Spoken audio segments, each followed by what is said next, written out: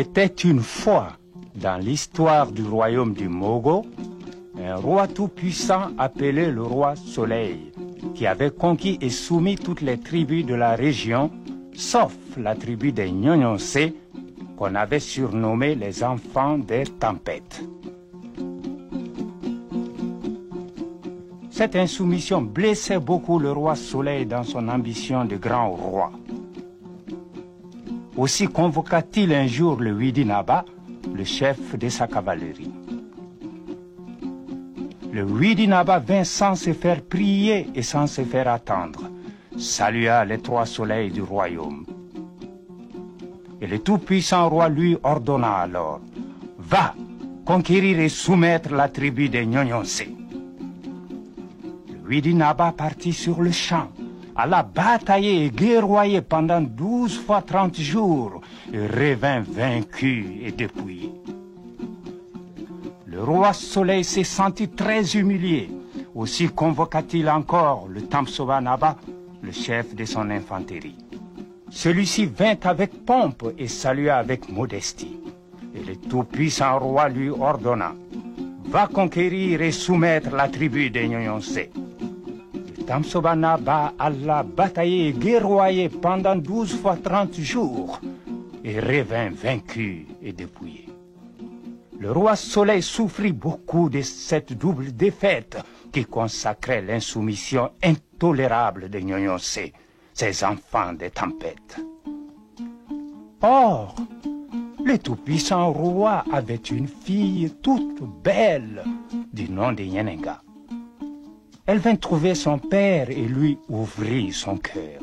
« Ô mon père bien-aimé, ô mon roi vénéré, je voudrais un cheval mâle pour aller conquérir et soumettre la tribu des Nyonyonse. » Mais son père et roi lui répondit: « Un peu plus en père et un peu moins en roi.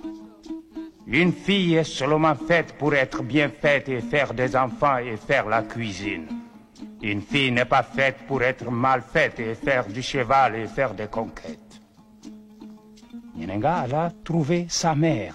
« Ô ma mère bien-aimée, ô ma reine vénérée, je voudrais un cheval mâle pour aller conquérir et soumettre la tribu des Nyonyonse. » Mais sa mère et reine lui répondit un peu plus en mère et un peu moins en reine.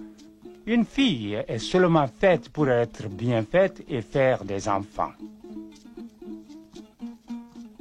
Devant le double refus de ses parents, Nyenenga prit son parti d'aller trouver le palefrenier de la cour royale et lui dit: « Je voudrais un cheval mâle pour aller conquérir et soumettre la tribu des Nyonyonse. » Le palefrenier lui présenta un cheval mâle, beau comme un soleil de midi. Vêtu du cheval fleur d'hivernage. « Non, » répondit Nyenenga, « je ne veux pas du cheval fleur d'hivernage. » Le palefrenier lui présenta alors un cheval mâle, grand comme un éléphant. Vêtu du cheval géant d'hivernage. « Non. » Le palefrenier lui présenta alors un cheval mâle qui avait de l'allure et qui avait de la stature. Vêtu du cheval énigme d'hivernage. « Oui, dit Nyenenga, je veux du cheval énigme d'hivernage. » Il s'agit, dit le palefrenier, d'un cheval qui possède une clé pour ouvrir sa marche, une clé pour fermer sa marche, une clé pour guérir ou infliger un mal. Il s'agit, dit encore le palefrenier, de 3 clés qui ne sont pas des clés en or, mais qui sont des mots de langage, vêtus du cheval énigme d'hivernage. Oui, dit Nyenenga, je veux du cheval énigme d'hivernage. Eh bien, conclut le palefrenier, je te fais don du cheval énigme d'hivernage. Il sait guérir les malades et soulager les infirmes. Il sait punir les méchants et frapper les maudits. Nyenenga enfourcha énigme d'hivernage et tenta de le faire partir. Mais il ne bougea pas d'un pouce et ne broncha pas d'un poil. Le palefrenier s'avança alors et cria: « Va, pur sang de race pure de cheval, va, fils de termite et fils de termitière, va, cœur d'ouragan et cœur d'orage. Va, va et va.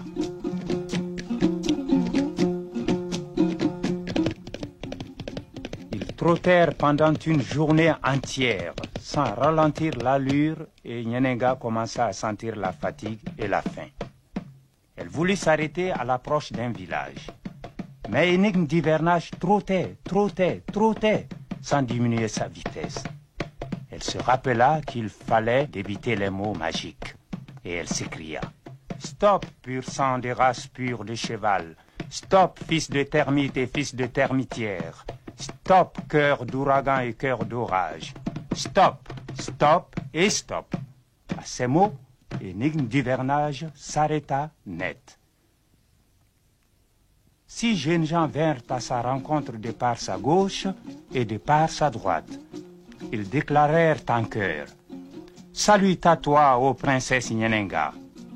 Nyenenga fut surprise d'avoir été reconnue et demanda: Qui êtes-vous, ô braves jeunes gens?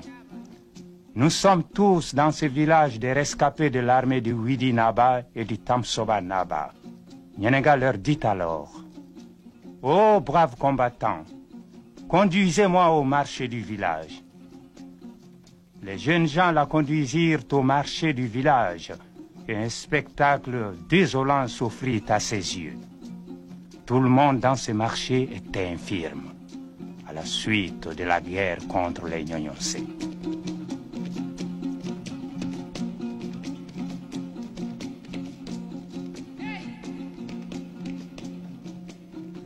Elle se retourna vers son cheval.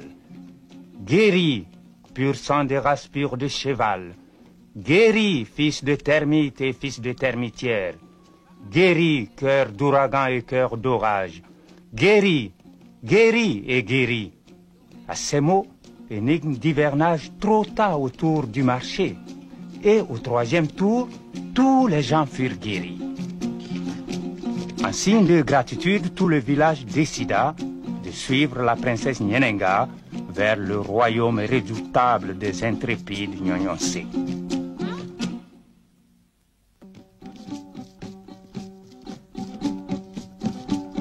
Ils arrivèrent après une lune de marche et la tribu des Nyonyonsé envoya à leur rencontre une armée de 10 fois 10 000 guerriers et une armée de 100 fois 100 000 fantassins.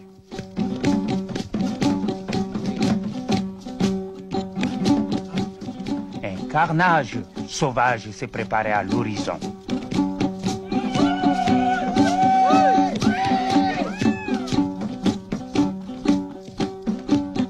Mais Nyenenga fit arrêter sa troupe et cria: Frappe, pur sang de race pure de cheval. Frappe, fils de termite et fils de termitière. Frappe, cœur d'ouragan et cœur d'orage. Frappe, frappe et frappe. À ces mots, Énigme d'hivernage se mit à faire le tour de l'armée ennemie. Et au bout du 3e tour, l'armée redoutable des Nyonyonsé n'était plus qu'un débris épars, des soldats sans bras et des guerriers sans jambes. Le chef des Nyonyonsé s'avança vers Nyenenga et déclara: Ô brave Amazone, je t'offre la soumission des Nyonyonsé, mais je te demande de faire que mes gens recouvrent toutes leurs facultés. Devant un tel chef, Nyenenga fit preuve de grandeur. Elle s'écria: Miséricorde, pur sang de race pure de cheval. Miséricorde, fils de termite et fils de termitière. Miséricorde, cœur d'ouragan et cœur d'orage. Miséricorde, miséricorde et miséricorde. À ces mots, Énigme d'hivernage se mit à faire le tour de l'armée des Nyonyonsé. Et au 3e tour, tous les combattants furent guéris de leurs infirmités. Et depuis ce temps, les Nyonyonsé et les habitants du royaume du Mogo, les Mossi, vécurent dans la paix. La princesse Nyenenga s'en retourna avec sa cavalerie et son infanterie. Elle remit les éléments de soumission des Nyonyonsé à son père et au roi. Et depuis lors, la reine-mère comprit qu'une fille n'est pas seulement faite pour être bien faite, mais qu'une fille peut aussi faire des affaires et faire des conquêtes. Et depuis lors, le roi Soleil comprit qu'une fille n'est pas seulement faite pour être bien faite et faire des enfants et faire la cuisine, mais qu'une fille peut aussi être bien faite et faire du cheval et faire de la guerre.